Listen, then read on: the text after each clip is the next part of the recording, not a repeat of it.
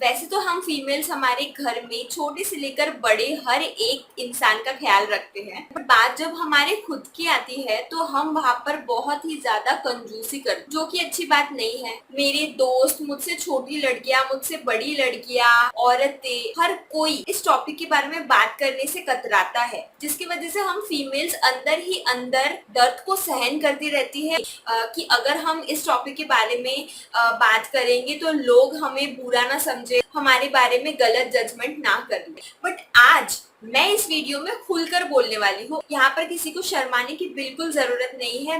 आप लोग खुलकर अपनी प्रॉब्लम के बारे में कमेंट सेक्शन में बता सकते हैं, एंड ट्रस्ट मी, मैं हर एक कोशिश करूंगी कि आपसे जुड़े हुए हर एक प्रॉब्लम को हम सब मिलकर सॉल्व कर सकें। क्योंकि जितना इम्पोर्टेंस हम हमारे बॉडी के अदर पार्ट्स को देते हैं ना, उतना इम्पोर्टेंस हम हमारे वेजाइनल केयर को नहीं देते। सो आई रिक्वेस्ट यू ऑल कि आप लोग अपने वेजाइनल केयर के बारे में भी जानना स्टार्ट कर दीजिए, उसकी केयर करना स्टार्ट कर दीजिए, वरना धीरे धीरे प्रॉब्लम्स जो है वो बढ़ती जाएंगी और आप लोगों के लिए ये डेंजरस हो सकती है। जब हमारे प्यूबिक हेयर्स बहुत ज्यादा लंबे हो जाते हैं तब हमें उसकी छटाई करने की जरूरत होती है। ऑफ कोर्स प्यूबिक हेयर का भी एक इम्पोर्टेंस होता है, बट हद से ज्यादा लंबे प्यूबिक हेयर्स होने के बाद वो एक तो अनहाइजीनिक हो जाता है। जब हम हमारे पैंटीज पहनते हैं या पैंट पहनते हैं तो कभी कभी लॉन्ग हेयर्स की वजह से हेयर्स जो है वो बाहर दिखने लग, जो कि देखने में बिल्कुल अच्छा नहीं लगता। तो इन्हें हम शॉर्ट कैसे कर सकते हैं? बट यहाँ बात आती है कि हमें कितने लंबे हेयर्स रखने की जरूरत है।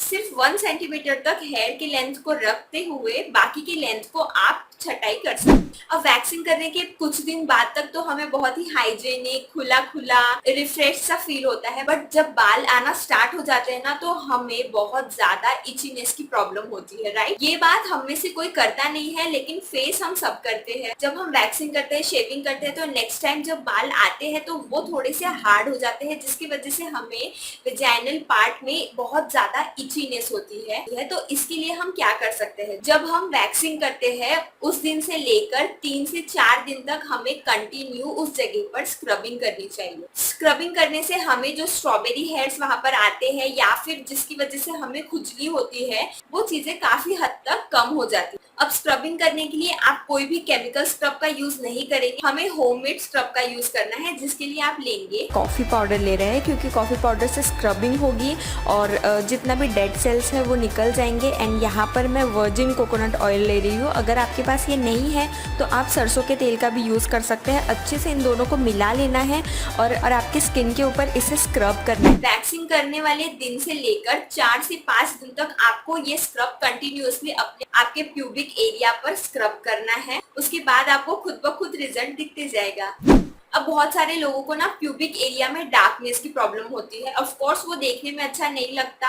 हमारा प्यूबिक एरिया थोड़ा सा डार्क होता है, ये नेचुरल है, हम सबको होता है, बट धीरे धीरे ड्यू टू सम थिंग्स कभी कभी प्राइवेट एरिया डार्क होने लग जाता है। तो इसे हम कैसे कम कर सकते हैं? तो सबसे पहले तो हमें ये जानने की जरूरत है कि आपका प्यूबिक एरिया डार्क क्यों हो रहा है। कभी कभी जब हम हद से ज्यादा टाइट पैंटीज पहनते हैं या फिर बॉडी हग कपड़े पहनते हैं तो हमारा वहाँ का स्किन जो है वो ऑक्सीजन नहीं ले पाता, हवा वहां तक नहीं जा पाती, जिसकी वजह से बैड स्वेलिंग, प्यूबिक डार्कनेस की प्रॉब्लम ऑकर हो सकती है। तो हमें ये ध्यान रखना जरूरी है कि हम ज्यादा ओवर टाइट कपड़े ना पहने, ओवर टाइट पैंटीज यूज ना करें, एंड रात को जब आप सोते हैं तो ढीले कपड़े पहनकर सोया कीजिए। इस पेस्ट को बनाने के लिए मैंने बेकिंग सोडा और टर्मरिक का यूज़ किया है। अगर आप वाइल्ड टर्मरिक यानी कि कस्तूरी हल्दी का यूज़ करेंगे तो रिज़ल्ट और भी अच्छे आएंगे।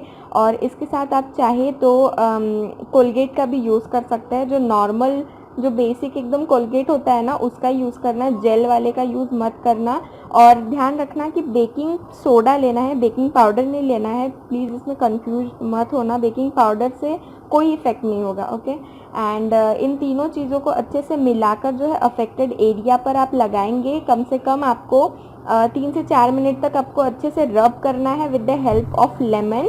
बेसिकली हमारी ये जो ढके हुए एरियाज होते हैं इनमें ऑक्सीजन नहीं हो पाता है, तो बेकिंग सोडा क्या करता है, आपके स्किन में ऑक्सीडाइजिंग का काम करता है, आपकी स्किन को ऑक्सीजन लेने में मदद करता है, जिसकी वजह से स्किन जो है वो रिकवर होना स्टार्ट हो जाती है और आपका पिगमेंटेशन का जो प्रॉब्लम है वो भी ख़त्म हो जाता है। इसके डेली यूज से आपको 1 हफ्ते के अंदर आपके प्यूबिक एरिया में लाइटनिंग दिखना स्टार्ट हो जाएगा। बहुत बार ना हमारे वेजाइनल एरिया में बहुत गंदी बदबू आना स्टार्ट हो जाता है और कभी कभी तो वो इतना ज्यादा बढ़ जाता है ना कि आजू बाजू के इंसानों को भी वो गंद पहुंचना स्टार्ट हो जाता है। अगर आपको भी वेजाइनल स्मेलिंग की प्रॉब्लम है तो हो सकता है कि आप लोग कॉटन फैब्रिक पैंटीज का यूज नहीं कर रहे हैं। सिंथेटिक पॉलिस्टर लेस वाले जो कपड़े होते हैं जिसकी पैंटीज बनती है ना, वो देखने में तो काफी अच्छे होते हैं, काफी क्यूट क्यूट से प्रिंट्स होते हैं उसके, बट अगर हम उसका रेगुलर यूज करते हैं ना तो धीरे धीरे हमारे वेजाइना में से स्मेलिंग आना स्टार्ट हो जाता है। कॉटन फैब्रिक का यूज अगर हम करते हैं तो उसमें से एयर जो है वो पास आउट ऑफ कोर्स बहुत ही आसानी से होता है, और आपको तो पता ही होगा कि जब कोई चीज बहुत टाइम तक बंद होकर रहती है उसमें से स्मेलिंग आना कंपलसरी हो जाता है। तो अगर आप पॉलिस्टर, सिंथेटिक, लेस ऐसे कपड़ों की पैंटीज पहन रहे हैं तो ऑफ कोर्स आपके वेजाइनल बैड स्मेलिंग की प्रॉब्लम ऑकर होगी ही होगी। तो आप उसको रिप्लेस करके कॉटन फैब्रिक पैंटीज पहनना स्टार्ट कर दीजिए। पीरियड्स में अगर 6 घंटे से ज्यादा अगर आप कोई पैड पहनकर रहते हैं ना, उसके बाद भी जो ब्लड का अक्यूमुलेशन हो उसकी वजह से हमारा वेजाइनल एरिया में से स्मेलिंग आना स्टार्ट हो जाता है। तो आपको पीरियड्स के दिनों में हर 6 घंटे के बाद पैड चेंज करना ही चाहिए। ये आपके स्किन के लिए भी अच्छा होता है और हाइजीन मेंटेन करके रखना तो बहुत ही जरूरी है। बहुत बार जब आप टॉयलेट करने जाते हैं बाथरूम में तो ड्यू टू सम रीजंस आप अपने वेजाइना को वॉश नहीं कर पाते, जिसकी वजह यूरिन जो है वो प्यूबिक हेयर्स में फंस कर रह जाता है, जिसकी वजह से भी बैड स्मेलिंग होती है। अगर आप बाथरूम में जा रहे हैं एंड अपने वेजाइना को वॉश नहीं कर रहे हैं तो जो डर्ट होता है, जो वाइट डिस्चार्ज होता है, वो सब चीजें आपके पैंटी में लग जाती है, जिसकी वजह से भी बैड स्मेलिंग होती है। तो वो इन सब चीजों का ध्यान रखना है, हाइजीन मेंटेन करके रखना है। वेजाइनल पार्ट में खुजली किसी नाइटमेयर से कम नहीं है। मैंने इसका रियल एक्सपीरियंस किया है और अपने एक्सपीरियंस आपको बता रही हूँ कि ये बहुत ही गंदी चीज है, सहन नहीं होती है, कि जिसे हम कैंडिडा भी कहते हैं। वेजाइना में खुजली होने की बहुत सारे कारण हो सकते हैं, जैसा कि मैंने आपको पहले ही कहा था कि जब हम वैक्सिंग करते हैं उसके बाद जब नए बाल आना स्टार्ट हो जाते हैं तब हमें इचीनेस की प्रॉब्लम होती है, या तो अगर आपके प्यूबिक हेयर बहुत ज्यादा लंबे हो चुके हैं ना तो उसमें डर्ट फंस जाता है, बैक्टीरिया, यीस्ट इन्फेक्शन, ये सब चीजें जो है वो हेयर ट्रैप कर लेता है, जिसकी वजह से बैक्टीरिया का ग्रोथ होना स्टार्ट हो जाता है, जिसकी वजह से आपको खुजली होती है। जब हमारे बॉडी में सेक्स हार्मोन्स जैसे कि एस्ट्रोजन और प्रोजेस्टेरॉन या फिर बॉडी में किसी भी हार्मोनल इनबैलेंस की वजह से भी खुजली होना कॉमन बात। अगर आप शुरुआत से ही इसका क्योर करना स्टार्ट नहीं करते तो धीरे धीरे ये प्रॉब्लम जो है वो बड़ी हो जाती है। इंटीमेट पार्ट्स में से खुजली को कम करने के लिए आप नीम के पानी का यूज कर सकते हैं। सिंपली आपको नीम के पत्तों को पानी के साथ बॉईल कर लेना है और उस पानी का यूज आपको इंटीमेट पार्ट्स में वॉश करने के लिए करना है। इसको पर डे आप 3 से 4 बार भी यूज कर सकते हैं, इससे भी आपको अच्छे रिजल्ट दिखेंगे।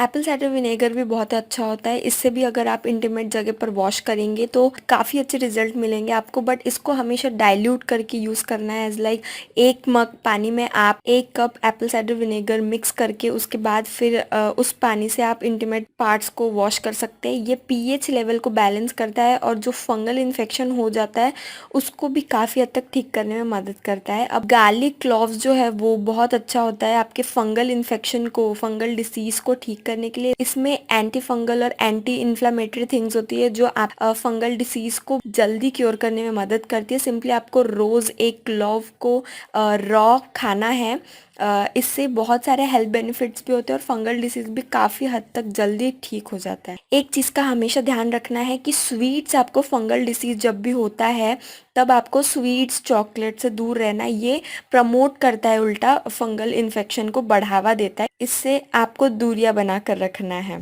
अब जब हमें कहीं रैशेज होता है तो हम कितना उस जगह को ऐसे खुजाते रहे एंड वो कंट्रोल भी नहीं होता है हमसे, वो अपने आप हमारा हाथ वहाँ चला जाता है।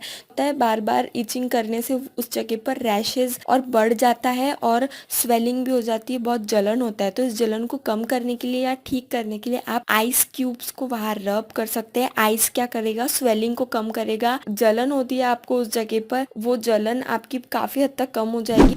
जब हमारे बॉडी के हार्मोन का इम्बैलेंस होता है एज लाइक प्रोजेस्टेरॉन और एस्ट्रोजन, ये जो 2 सेक्स हार्मोन्स है, इनका जब बॉडी में इनबैलेंस होता है तब हमें व्हाइट डिस्चार्ज होता है। जब हम धूप में ज्यादा काम कर लेते हैं, कई मीलों तक पैदल चल लेते हैं, ज्यादा काम कर लेते हैं, उसकी वजह से भी व्हाइट डिस्चार्ज होता है। और कई दिनों तक रेगुलरली अगर आपका व्हाइट डिस्चार्ज होता रहता है ना, तो पैंटी में गीलेपन की वजह से आपको इचीनेस, बैड स्मेलिंग की प्रॉब्लम भी हो जाती है। जैसा कि मैंने आपको पहले ही कहा था कि एप्पल साइडर विनेगर आपके पीएच लेवल को मेंटेन करके रखता है, तो आपको 1 ग्लास ऑफ वाटर में 2 tablespoon of Apple cider vinegar लेना है, इसको मिक्स करना है और आपको सुबह सुबह खाली पेट पीना है।